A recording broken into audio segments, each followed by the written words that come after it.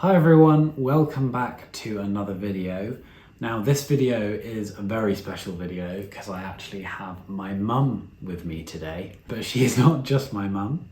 She is also a nutritional therapist. She's been a nutritional therapist for 15 years and she is full of lots of helpful knowledge, and today I'm going to pick her brains and we are going to cover some things like why the human body is struggling so much in the current world we live in, the importance of insulin in the body and for fat loss, sweeteners, raising children to be healthy in our current climate, and much more. So today we're going to be talking about lots of different things, obviously fat loss being one of the primary things we're going to talk about. And I just wanted to start off talking about what you think some of the reasons are for the place we are in Western society, with sort of 1/3 of the population in the UK being obese, for example, and in the US it's even worse. What do you think are some of the main factors that are causing that? I think that, well, there's various factors. Like with any kind of problem in the body, there's usually different underlying causes. We've got the fact that we're kind of much more sedentary, which is obviously a disaster, and also the fact that our Western diet has become so carbohydrate based. It's a very easy, cheap way of filling up the population. But your typical Western breakfast is a kind of, toast and cereal, croissant kind of thing. Then you've got your wraps and your sandwiches at lunchtime. And then, supper time is very often going to have potatoes or pasta or rice. And our human bodies are not really cut out to deal with that level of carbohydrate. Then we've also, on top of that, got this sort of ultra processed food situation, which is designed to make us crave more food, but also when we are ingesting food that is processed and has lots of chemicals added to it, our body doesn't recognize it. So therefore, it treats it as an intruder, enemy, something that has to be dealt with. Now, whenever we ingest something like that, we are alerting the immune system to kick in and come and investigate. So therefore, that means that if people are eating a lot of ultra-processed food, they've got a sort of chronically alerted immune system. Now, that creates inflammation. Inflammation causes weight gain. So those, I would say, are my kind of three main areas of why we've got to the state that we have got to. Okay, so it's not moving enough. Yeah. We're too sedentary, an overconsumption of carbohydrates and sugar. Yeah.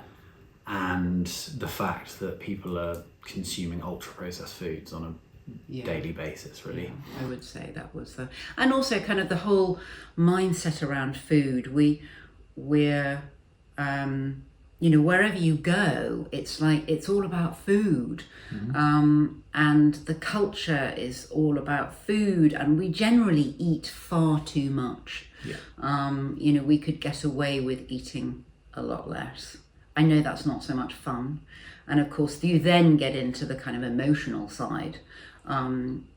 Very often, well, we look at the huge mental health problems that we've got. And very often with a mental health issue, there is some kind of addiction. It could be shopping, gambling, sex, food, drugs. But food addiction is one of the kind of almost more acceptable addictions because we all do it. Everybody eats. It's also one of the hardest addictions to deal with because with most other addictions, you can go, right, cold turkey, not going to do it. Obviously, we need to eat. So that getting that balance and that kind of control back can be really challenging. And on the addiction side of things, I'm guessing that's certain foods, and is it the ultra processed foods that are particularly addictive for people? I think, yes, that they have a lot of ingredients that kind of make us crave food. The food manufacturers sadly have no interest in our health.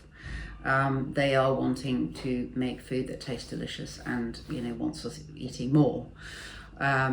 So yes, that's one of the things. But then sugar is incredibly addictive. They've done tests and they've found that it's addictive as cocaine.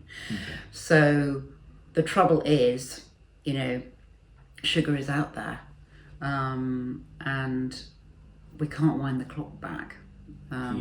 So those are the things that are really kind of driving. And so is all sugar?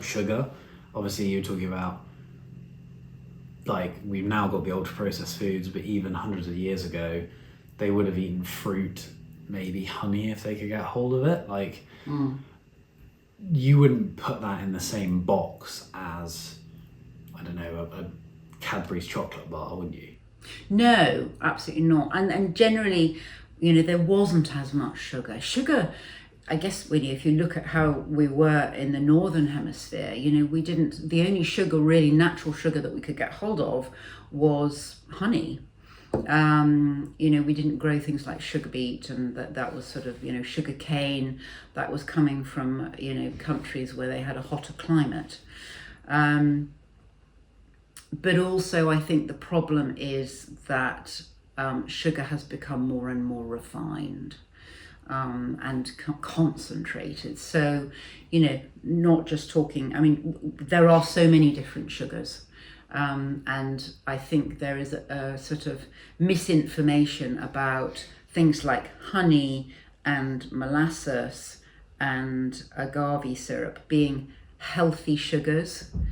In fact, when you're looking at trying to balance up somebody's blood sugar levels, they all affect our blood sugar levels. So it's kind of really important to not kid ourselves that, I don't have sugar. I have had clients who've come and said, I don't eat sugar, but I do have honey in my porridge, and I do have this and I do have that, the kind of alternative sugars. And I'm like, that's still messing about with your blood sugar levels. So the sugar isn't any different, but it's the fact that in those healthy sugars, it comes with some other things that are good. Yeah. Whereas the very refined sugar we now have, it's just sugar, nothing else to it. Absolutely. Okay. And also, we look at what's happening with our carbohydrates, how refined they've become. So, in the past, if you'd had a loaf of bread, it would have been kind of quite brick-like. It would have been very dense, very heavy, very fibrous. And fibre slows down the digestion, which means the sugar release from the food is slower. So again, that's much easier for your body to cope with. But now we've got these kind of, white fluffy loaves where effectively there's no nutrition in there because you've taken all the husk and all the vitamins and the germ from the grain. It's purely, you take a white piece of bread, the end result is glucose.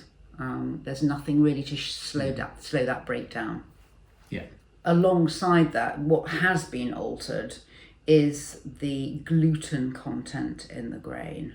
So that's creating, because people are wanting their big bouncy puffy loaves, that requires quite a lot of gluten. And so that, I would say, is kind of causing more of a problem because our diet is becoming higher and higher in gluten. Okay. And you obviously see lots of people with gluten intolerances or issues. Do you think that's just because, not necessarily that they can't tolerate any gluten, it's just the fact that the level of gluten in our foods are now so much higher than they used to be that people are having issues with it? I think it's both.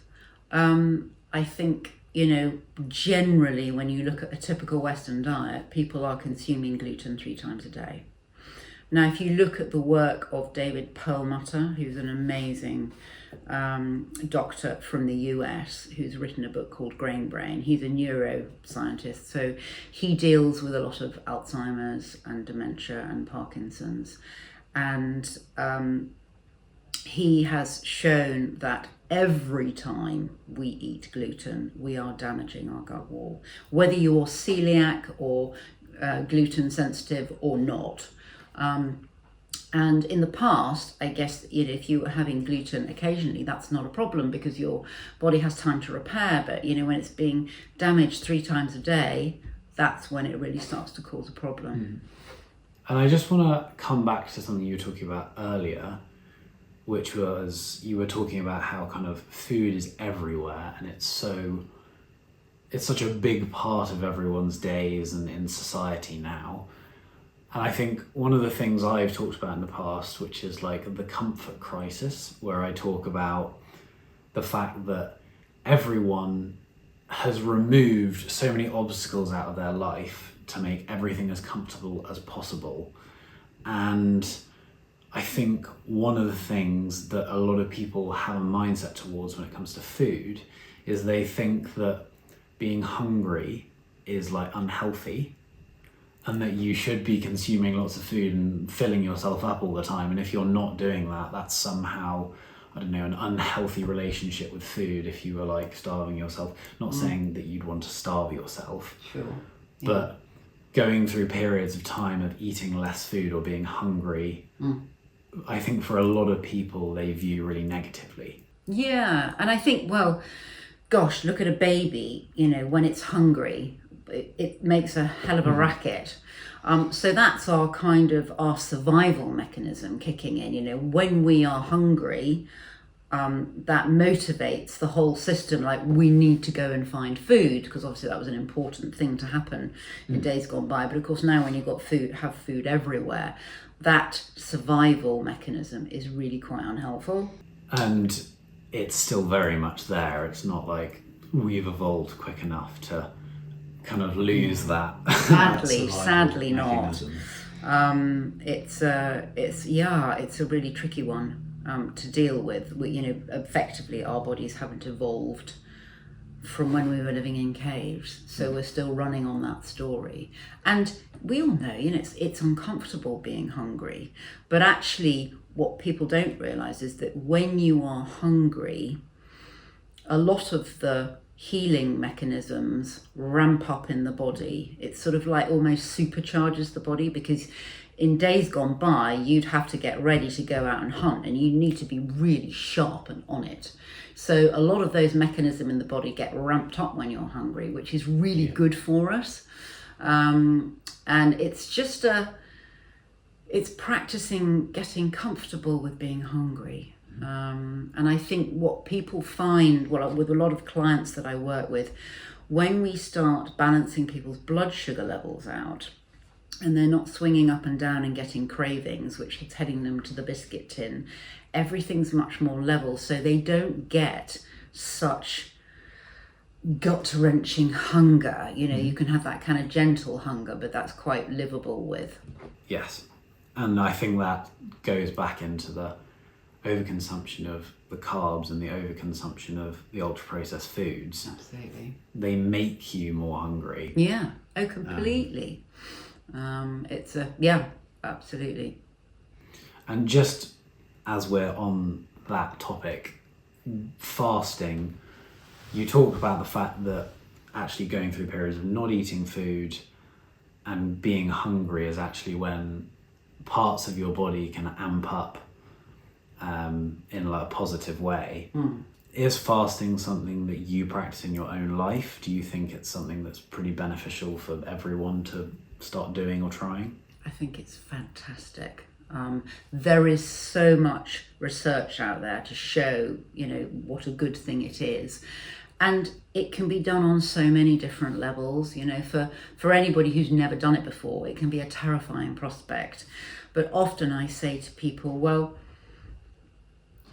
are you hungry in the morning when you wake up at breakfast time? And a lot of people say to me, no, I'm not that hungry, but breakfast is the most important meal of the day, so I'm eating my breakfast. And I'm going, well, actually, could you have your breakfast a little bit later so that we're extending that fasting period overnight? Maybe you finished eating at, 8 o'clock the night before, and you might have been having your breakfast at 7 o'clock in the morning, well, that's only an 11-hour fasting period, which is really not very long. I guess, I'm always harping back to when we were living in caves. We might have been lucky if we were eating once a day. This 3 meals a day with snacks in between, that's just a social convention. So trying to maybe just look at, extending your breakfast till, a little bit later, maybe mid-morning, maybe you'd be happy to go till lunchtime. It's a very individual thing. And I always say to people, start off gently, don't go, oh, right, well, I'm going to go on a 24-hour fast, because that's just really hard for the body. It's about being gentle with our bodies and slowly training them up. So that's where I would start. If anybody was interested in fasting, is to just go for extending that overnight fast a little bit. And so on the topic of fasting, it brings me on to talking about insulin, which is something I talk about quite a lot. Obviously, fasting, I imagine, will have an effect on that. And what we've been talking about with the carbohydrates and the ultra-processed foods is also going to be having a massive effect on that. Just explain a little bit about the importance of insulin for your health and specifically for weight loss, fat loss. Okay. So I think when it comes to kind of weight loss, insulin can be a bit demonized, but actually insulin is an incredible hormone. And its job is, when we have eaten a bit of sugar or a piece of bread or cake or fruit or whatever, anything that has sugar in it, the sugar will be released into the bloodstream. Now, what insulin does, because sugar is really bad news, if it stays in the bloodstream, it sticks to things. So it can stick to your red blood cells, it can stick to your, which means, obviously if your red blood cells have got a sugar molecule stuck to them, they can't carry oxygen as well as they should do. It sticks to your white blood cells, which means the immune system is not working as effectively as it should. It can stick to the walls of blood vessels.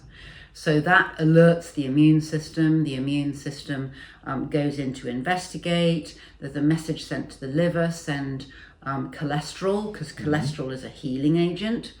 So then you get this build-up on the wall of your blood vessel, which is basically cardiovascular disease, which can then lead to things like strokes and heart attacks. So it's really important that the insulin comes in and it gets the sugar out of the bloodstream. And what it does is it goes around to the cells, it's going, we've got sugar in the bloodstream, can you take up some sugar?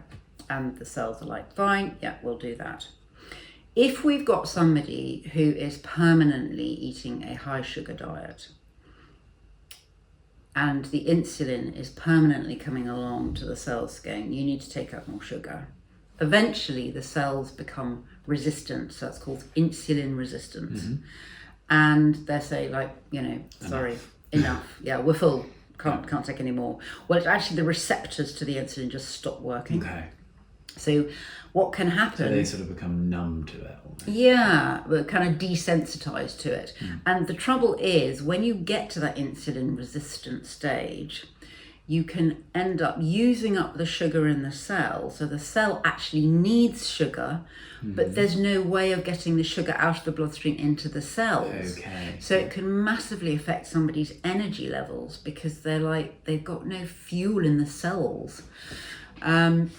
So the insulin resistance story is the beginning of the diabetic story. So you'd start to become insulin resistant. So insulin resistance leads to diabetes. Absolutely. And diabetes is really where you have very uncontrolled blood sugar levels. And as I've said, sugar does a lot of damage in the blood vessels. It creates inflammation everywhere in the body. And it also causes a lot of damage up in the brain. So when you're looking at helping somebody with Alzheimer's or dementia, getting their blood sugar levels under control is absolutely a priority, so that they are metabolically balanced. So metabolic balance or metabolic health is how we deal with the fuel that we're ingesting. And when we've got this crisis of people becoming pre-diabetic and diabetic, the bedrock of reversing that situation is to get their metabolic health back. So when, for instance, they eat sugar, the body is really efficient at getting it out of the bloodstream into the cells where it can be burnt as fuel. So your metabolism and your metabolic rate, is that very linked to insulin and your body's ability to handle insulin? Your metabolic rate is absolutely linked to insulin, because once you become insulin resistant, then your metabolic balance takes a nosedive. It's a little misleading because metabolic health is not really to do with what people would think of your metabolic rate. Okay. So metabolic rate is how fast your metabolism is working. And that's very much dictated by your thyroid. And what's happening, in our world that we live in is a lot of people are getting thyroid issues because the body, in an attempt to preserve itself, we're all so stressed and we're all running far too fast. And what the body will do is it will turn the metabolic rate down to stop you from burning yourself out. So that's when people start to feel really exhausted. And it's a protection mechanism. But so metabolic balance is really about how you're processing your fuel. The metabolic rate is to do with how fast your body's running. Gosh, it really sounds like the world we have created isn't very compatible with our body's natural state. 100%, 100%. I mean, there's so many elements in our environment that are messing up our bodies. We've got stress, we've got our diet, we've got sleep, which I think is a whole different chat that we could do another time. We've got our toxic exposure. That's huge. That's another chat we can have. Basically the environment that we are expecting these kind of caveman bodies to work in is really, really challenging. And that is why, you're looking at so much chronic disease everywhere.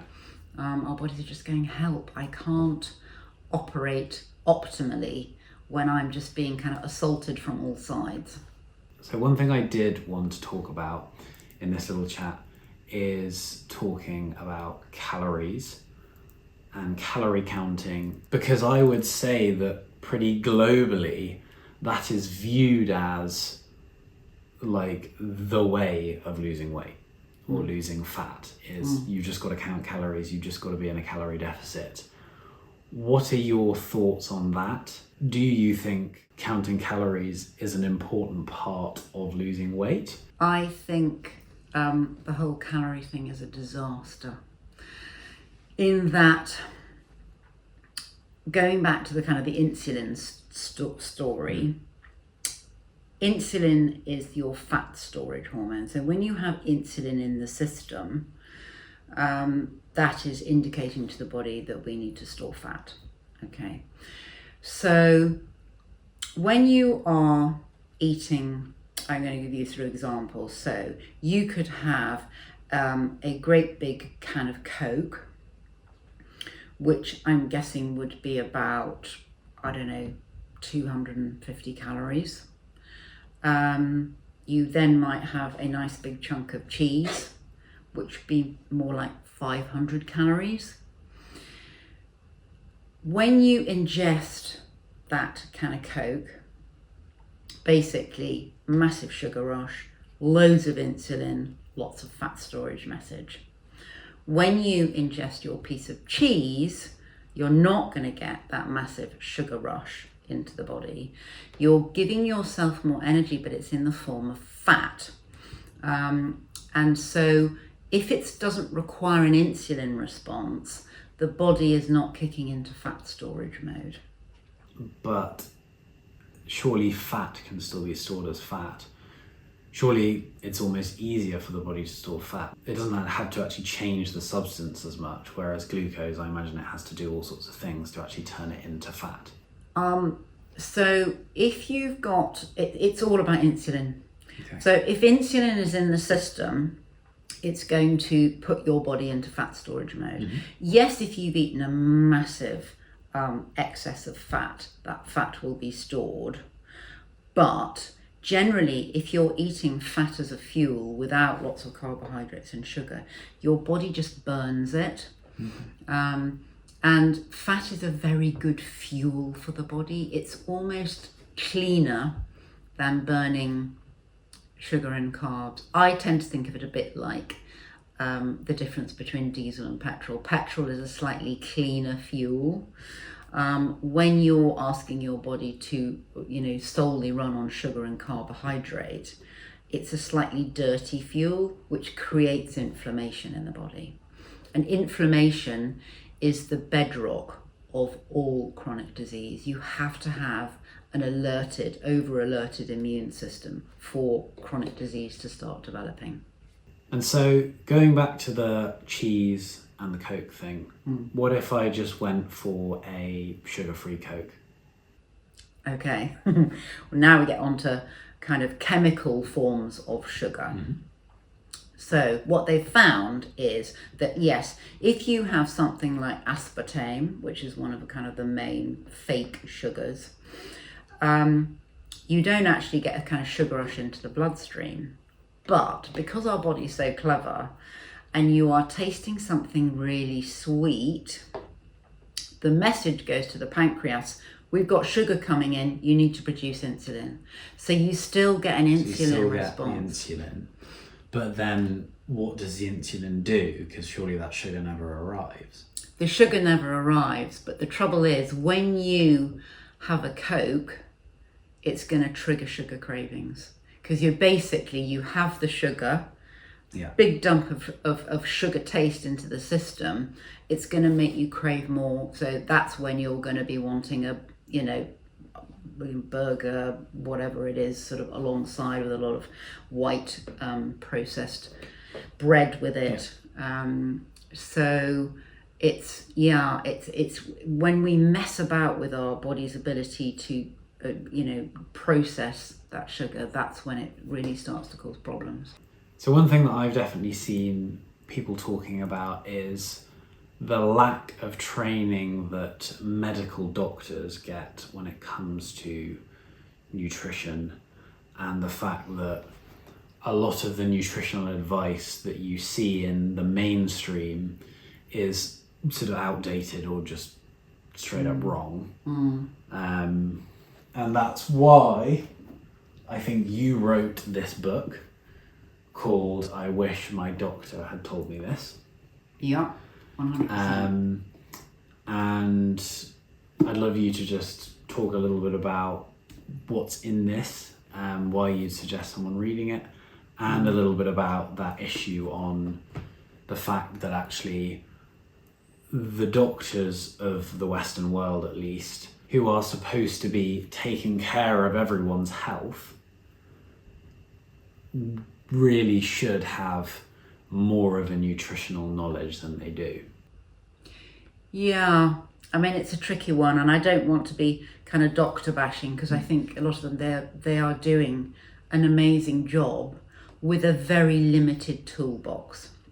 So I guess, as I've alluded to, chronic disease has a lot of different underlying causes.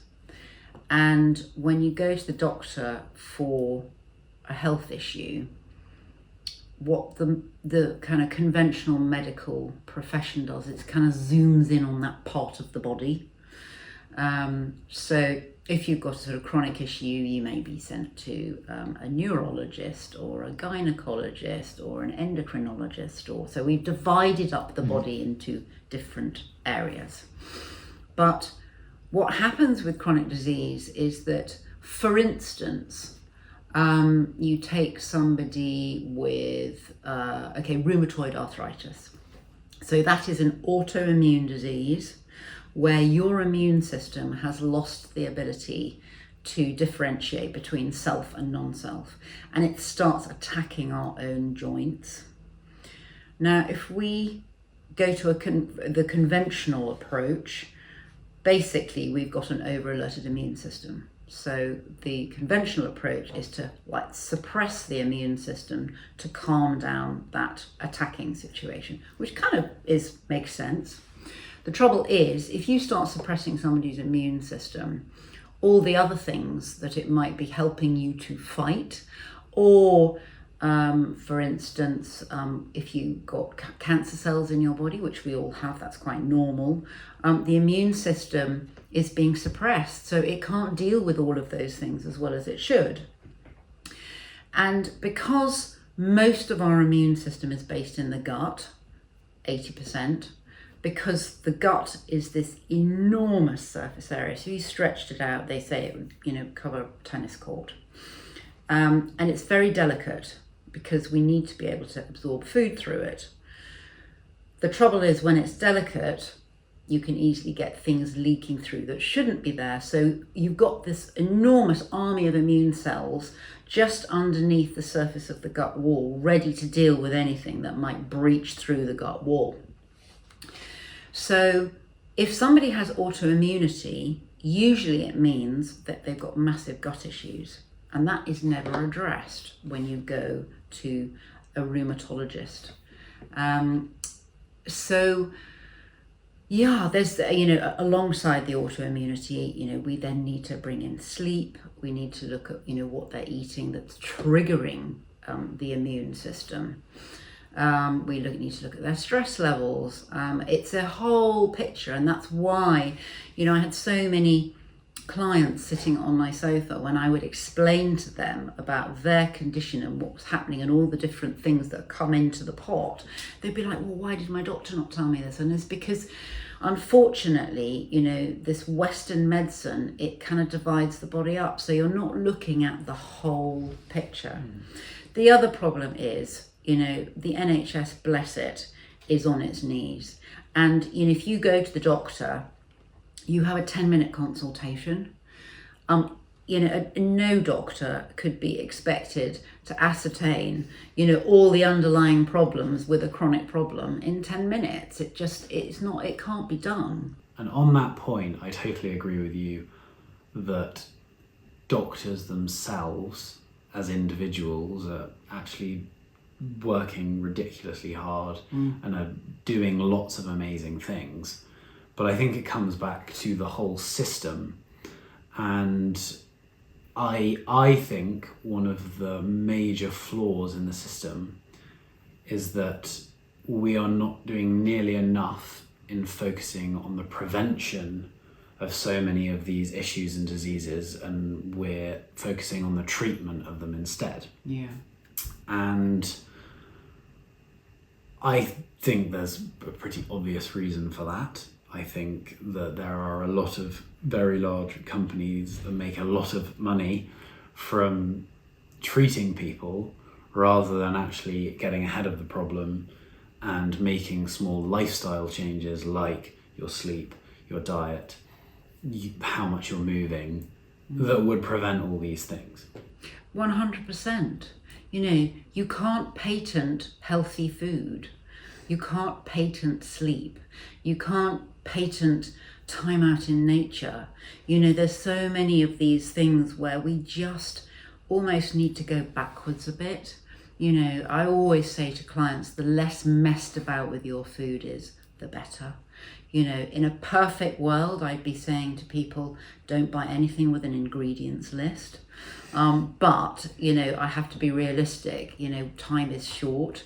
But that's, I guess, is another issue in that, nourishing ourselves has become way down the pecking order. People don't realize that food is medicine. And what you put in your body is going to affect how it's going to function for you. So I'd love to be able to wind the clock back, create a bit more time for people in the kitchen. I'm a really lazy cook. I do really quick recipes, but flinging a whole load of vegetables, which you've quickly chopped up in a frying pan with some olive oil and lots of herbs or spices, bit of salt, pepper, and chuck a bit of protein on top. Delicious. It really doesn't take very long. And it's filling, so you're hopefully not going to be hunting around for the chocolate muffin at the end of the day. But yes, it's a really difficult one with, you know, big pharma just interested in the bottom line. You know, to be honest, it's really sad that we've got to this stage. But I guess with the book, I was wanting to empower people to be able to read the book. And I've had lots of people saying, oh, you know, I read X chapter and that was me, you know, I was ticking all the boxes. And it's like giving people an understanding of what's happening and what they can do to help heal their bodies. And so this brings me on to kind of my final thing I want to talk about with you. I think education is something that definitely needs to be looked at in educating our children, in, as you say, learning how to cook even, 100%. like all those things. And so being my mother, I would love to know your thoughts on raising children from a health point of view in our like Western society, in our Western climate, and you looking back on raising us. Are there things you would have definitely done different? Oh my looking back goodness, now? yeah, 100%. I mean, the thing is, I didn't really get into all this nutrition stuff till you were probably about 10. So if I could wind the clock back, you know, I would love to, and I would have, you know, started you off differently. But I guess, you know, we all do our best. And you obviously have turned out all right. So, you know, I think I didn't do too bad a job. But yeah, I think, you know, with raising kids, it's about potentially not having those foods in the house, because then you haven't got the battle. If you can start them off really young, they're just never really going to be exposed to those kind of foods until they start going out into the big bad world. And of course, they're going to go to children's parties. But I think if you've trained up a child's palate to not like a lot of sugar, you might give them a chocolate muffin and they might go, oh, actually, I don't really like it. It's too sweet. Okay. So it's kind of, and also training them up to have a really broad palate. So lots of different flavors, introducing things. And I would have definitely, when you were all tiny, got you onto bone broth. Which is a whole, you know, I think we should do another podcast about gut, because bone broth is super nutritious and very, very easy and gentle for a little tiny system to digest. But it's really, I guess, trying to keep you away from the sugar, trying to instill good habits in that you're not snacking. You know, you eat your sticking to your meals, yeah. And making sure that, you know, if you eat enough at a meal, then you're not going to need a little something, which is really important. And also to teach you how to cook, but not, you know, I think most people with kids, they kind of cook. Baking. Yeah, it's baking, biscuits and cakes. And I'm not saying don't make biscuits and cakes, but you can always tweak a recipe. I mean, I generally, if you're making something from a recipe, I've found you can half the amount of sugar. And I'm a big fan of using ground almonds in things, or ground nuts, so that you've got a protein element, which helps to slow down the sugar release. But yeah, getting kids into, you know, chopping vegetables and, you know, creating proper food. I think that's something I'm very grateful for, is I've been cooking since I was like 10 or 11. And I think that is a skill that I am very grateful to have. And it's a skill that I think everyone should have and should be taught. But again, at schools, yeah, you know, absolutely. I think it should be compulsory. But again, I see them sort of bringing cakes and biscuits home. It's like, teach them how to, cook proper meals. Yeah. You know, and they can come home and they can cook for their family. And, you know, I mean, it's just a joyous thing to do. Absolutely. Well, I want to thank you so much, Mum, for coming on. Total pleasure. I hope everyone who's been watching has found this really helpful. I think Mum will be having some more chats in the future, because you are full of knowledge. I know I've definitely learned some things. So thank you very much, and I look forward to having another chat soon.